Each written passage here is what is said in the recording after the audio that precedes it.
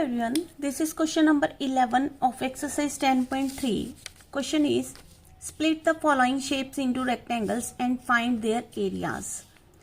ये जो फिगर्स दी हुई हैं इनमें हमें स्प्लिट करना है इन्हें रेक्टेंगल की फॉर्म में and then find the areas of these shapes and the measures are given in centimetres, और जो मेजर है वो सेंटीमीटर्स में इनका गिवन है. करेक्ट. सो फर्स्ट फिगर अगर हम देखते हैं, ये हमारी फर्स्ट फिगर है. इसमें कुछ मेजरमेंट्स हमें दी हुई हैं. अब हमें इस फिगर का एरिया फाइंड आउट करना है. तो सबसे पहले वी विल डिवाइड इट. ठीक है, स्प्लिट कर देंगे इसको. तो अगर हम चाहे तो हम इस लाइन को यहाँ से यहाँ तक एक्सटेंड कर सकते हैं, या फिर इसको हम यहाँ से यहाँ एक्सटेंड कर दें. तो ये दो रेक्टेंगल बन गए हमारे पास. एक रेक्टेंगल ये हुआ और दूसरा रेक्टेंगल हमारे पास ये हो गया. करेक्ट. अब ये दो रेक्टेंगल्स हैं तो इनकी हमें लेंथ और विड्थ भी पता होनी चाहिए. अब सबसे पहले हम फर्स्ट रेक्टेंगल देखते हैं. ये रेक्टेंगल यहाँ से यहाँ तक है हमारे पास. करेक्ट. और यहाँ से यहाँ तक इसकी पूरी लेंथ हमें कितनी दी हुई है? ये हाइट यहाँ से यहाँ तक 12 सेंटीमीटर दी हुई है. लेकिन यहाँ तो हमने लाइन लगा दी. अब ये पार्ट तो इस रेक्टेंगल में आ गया. तो दैट मीन्स ये कितना होगा पार्ट? क्योंकि अगर यहाँ से यहाँ तक देखें तो ये 2 है, तो दैट मीन्स ये भी 2 है. अब ये कितना बचा? तो ये बचा 12 में से अगर हम 2 को माइनस कर दें तो ये 10 बच गया. 10 और 2 12 हो गया ना. ठीक है. अब यहाँ से यहाँ तक 2 है, तो यहाँ से यहाँ तक ये भी क्या है? 2 हो गया हमारे पास. करेक्ट.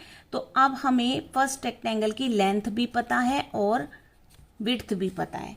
तो सबसे पहले तो हम एरिया ऑफ रेक्टेंगल 1 का एरिया निकालें. तो फॉर्मूला क्या होता है रेक्टेंगल के एरिया निकालने का? Length into breadth. तो लेंथ कितनी है? 10 और ब्रेड्थ कितनी है? 2. तो ये आ गया हमारे पास 20 सेंटीमीटर स्क्वायर, क्योंकि एरिया जो होता है वो स्क्वायर में फाइंड आउट होता है. करेक्ट. अब हम एरिया निकालेंगे दूसरे रेक्टेंगल का. So will write area of rectangle 2. अब रेक्टेंगल 2 कौन सा है हमारे पास? ये रेक्टेंगल 2 है. इसको हम शेड कर दें अगर, तो ये यहाँ से ये जो रेक्टेंगल है ये हमारा रेक्टेंगल 2 है. अब इसकी लेंथ और ब्रेड्थ चेक करते हैं. अब यहाँ से यहाँ तक हमने ये लाइन लगा के इसे कंप्लीट किया था इस रेक्टेंगल को. तो विड्थ तो हमें दी हुई है 2. ठीक है. और लेंथ कितनी है? यहाँ से यहाँ तक 10 दी हुई है.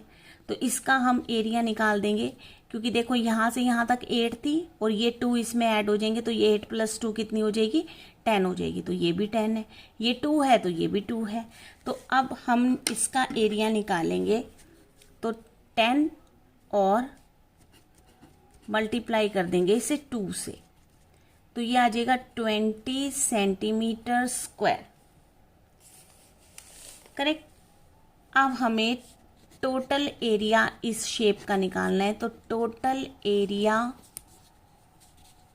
ऑफ दिस शेप, तो क्या आ जाएगा? 20 centimetre square plus 20 centimetre square and that will be 40 centimetre square. ये आ गया हमारे पास इस फिगर का एरिया. ये था हमारा ए पार्ट. अब बी पार्ट देखते हैं इसका.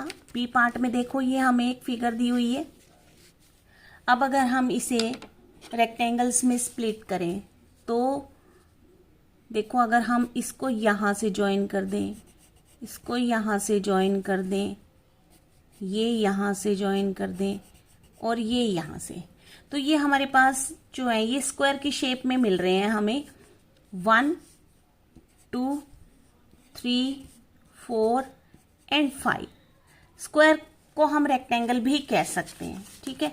तो अब ये हमारे पास 5 है. तो 1 बाय 1. अब यहाँ से हमें 5 की कोई भी लेंथ और विड्थ नहीं दी हुई है. ठीक है. तो देखो यहाँ से यहाँ तक ये 7 है ना, तो ये भी हमारा कितना होगा 7 होगा। और इसकी विड्थ अगर देखें तो ये यहाँ से यहाँ तक 7 है, तो दैट मीन्स ये भी हमारे पास 7 हो गया। ये हमारे जो है स्क्वायर्स हैं, को राउंड कर देते हैं, करेक्ट। अब हमारे पास ये 5 स्क्वायर्स हैं, तो 5 स्क्वायर्स का हम जो है एरिया फाइंड आउट कर लेंगे। तो area of rectangle 1, length into breadth, तो यहाँ लेंथ भी 7 है और ब्रेथ भी 7 है, तो 7 into 7 that is 49 centimetre square. Again area of rectangle 2, that will also be 7 into 7, 49 centimeter square. And third one is area of rectangle, this one also 7 into 7, 49 centimeter square. Area of rectangle 4, 7 into 7, 49 centimeter square. Area of rectangle 5, 5 भी तो square है ना, that will also 7 into 7, that will be 49 centimetre square. अब हमने इस shape का total area find out करना है, तो टोटल एरिया को निकालने के लिए हमें 5 टाइम्स 49 को ऐड करना पड़ेगा, या फिर आप 49 को 5 से मल्टीप्लाई भी कर सकते हैं, ठीक है। तो ये हम ऐड कर देंगे and that will be centimetre square. तो अगर करें 9 1 9 9 2, so this was your part B। अब यहाँ पर अगर हम इसे प्लस करके देखते हैं तो 9 and 9 18 and 9 27 27 and 9 36 36 and 9 45 45 का 5 आ गया, 4 4 4 8 4 12 4 16 4 20 and 4 24, 245 centimeter square will be the area of this shape, right? Let's see the C part of this question. So here the figure is this one is the figure. So इसको हम क्या करते हैं, यहाँ से यहाँ पर ज्वाइन कर देते हैं। अब हमारे पास ये दो रेक्टेंगल बन गए, रेक्टेंगल 1 और रेक्टेंगल 2। एक को हम शेड कर लेते हैं ताकि क्लियरली हमें दिखाई दे, ठीक है। अब रेक्टेंगल 1 की हमें लेंथ और विड्थ पता होनी चाहिए। तो देखिए ये यहाँ से यहाँ तक 5 है और ये इसकी विड्थ है 1। अब ये 5 है, यहाँ तो आपको 4 नजर आ रहा है, 2 यहाँ तक और 2 यहाँ तक, लेकिन ये जो बीच का पोर्शन हमने ज्वाइन किया तो ये हमारा 1 है, क्योंकि देखो यहाँ से यहाँ तक ये हमारा कितना है 1 है, तो दैट मीन्स ये हमारा 1 है। तो 2 2 4 एंड 1 5, 5 और 5 1 and 1, correct. So area of rectangle 1, तो ये हो जाएगा हमारा 5 इंटू 1 5 सेंटीमीटर स्क्वायर।